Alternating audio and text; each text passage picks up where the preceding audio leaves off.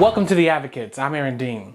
It's been more than a month since the Hamas attack on Israel that killed 1,400 people. Israel responded with airstrikes on Hamas targets in the Gaza Strip. The Gaza Health Ministry, which is run by Hamas, reports 10,000 people dead. Meanwhile, Israelis are remembering those killed in the October 7th attack and the 200 hostages.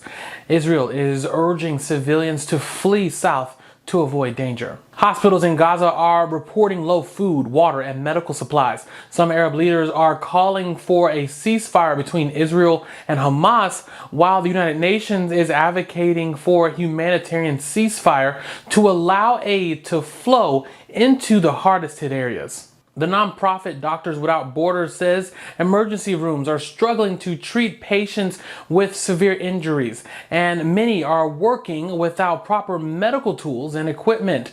They are treating patients, mostly women and children, with severe injuries and burns. They're desperate. They're screaming for international protection. You know, at least 182 healthcare workers have been killed to date, and they say that they have screamed, they have tried to expose the atrocities that are happening both to the civilian population where they live, but also to them and the facilities where they work to care for this population. And that has been met with silence. The IDF says that it has evidence of Hamas using places like hospitals and playgrounds as shelters for its attacks on Israel. Meanwhile, the U.S. Department of Education is reminding schools and colleges that they have a legal obligation to address discrimination and hate crimes on their campuses. That includes crimes that target Jews, Muslims, or Palestinians. The Biden administration says if schools fail to combat antisemitism or Islamophobia, they could lose federal funding. The Department of Ed is reporting an uptick in complaints filed with their Office of Civil Rights since October 7th. Withholding federal dollars is in our toolbox. That wouldn't be the first thing that I would do. I would want to provide support for these universities, provide guidance, and if there are egregious acts, I want to make sure that we're investigating them. The Education Secretary is asking Congress for more funding in order to expedite investigations. The DOJ recently announced $38 million in funding to combat hate crimes. The money will help local communities find solutions to them. Daryl Johnson is an expert on domestic terrorism who spent years identifying potential threats, and he says this hate is nothing new in America.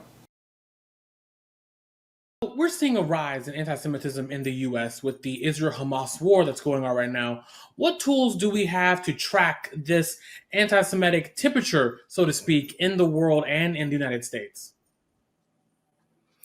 Yes, so it's different for different agencies as well as different organizations. When I served as a senior intelligence analyst, some things that we would do is we would monitor the pulse of civil rights organizations such as the Anti-Defamation League as well as Southern Poverty Law Center. We would also look at different types of rallies that were going on, even though this is First Amendment protected speech. If it's held in the public domain, we can kind of get a head count as to, the number of people that are showing up to these things and how frequently they were occurring, even though we weren't, looking into the personal lives of anybody like that. We would just kind of passively monitor the rallies and protest activities. Same thing we would do with white supremacist groups when they had immigration issues. We also had law enforcement information to look at threats. That's kind of where our nexus would be criminal activity, threats related to anti-Semitism. We also had an open source monitoring effort where we had an analyst dedicated full time to look at internet chatter on various websites, forums, message boards that are extremist related to kind of pulse the temperature to see, what were the hot topics and whether people were making calls for violence or, becoming more specific in their threats. Israel was established in 1948, and today we see the conflict taking place there. Where do you see anti-Semitism at work currently when it comes to this war? Yeah, so one thing we need to understand is anti-Semitism is directly hatred towards Jews. So I guess you could mix in, if somebody wants the annihilation of the state of Israel or wants to disband the state of Israel, that could also fall under the umbrella of anti-Semitism. But we need to draw a distinct line between the, I guess, military actions of the state of Israel and the government itself. If you don't like the Israeli government or how they're handling the war, that's not anti-Semitism. It's when you hate Jews, or when you want the state of Israel to be obliterated, or to get rid of the state of Israel. Those are the things that fall under the anti-Semitism umbrella. So I think the news media is confused over that, and they're reporting anti-Semitism when some of it has to do with just not liking the actions of the state of Israel towards the Palestinian people. So there needs to be a distinct line there. But we do need to be on guard, because not only do we have white supremacists here in this country and black nationalists in this country that hate Jews and hate the state of Israel, but we also have Muslim extremists. And so the Department of Homeland Security and the FBI have recently put out a couple of public notifications of raising awareness to this anti-Semitism and how we're in a heightened state of anti-Semitism here in this country. And it actually predated the Hamas attack against Israel. In your experience, what did anti-Semitism and Islamophobia look like in the U.S. prior to this October 7th attack?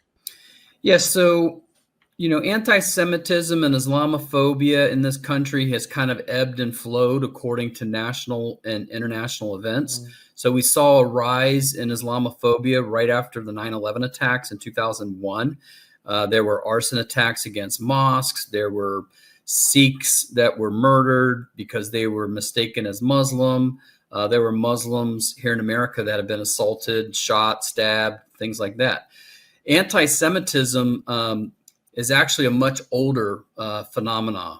It's existed since at least in modern day, since 1903, when we saw one of the biggest pieces of anti-Semitic literature published called the Protocols of the Elders of Zion. This was an anti-Jew propaganda piece that purportedly put together some notes from a secret Jewish meeting that talked about taking over the world and controlling the world.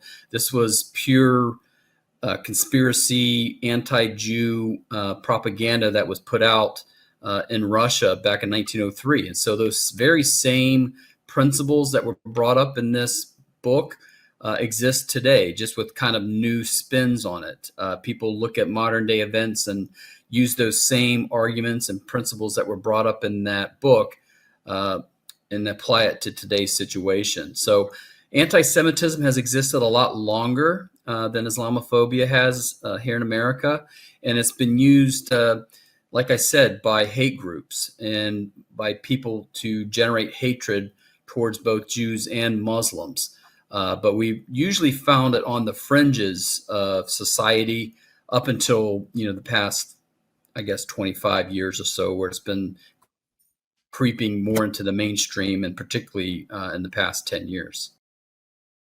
Switching gears, Out Magazine is honoring this year's most impactful and influential LGBTQ plus people. Honoree Kevin Aviance wants people to know that there is real power in being Black and queer. You have to understand the power that we have as Black, gay, lesbian, queer people.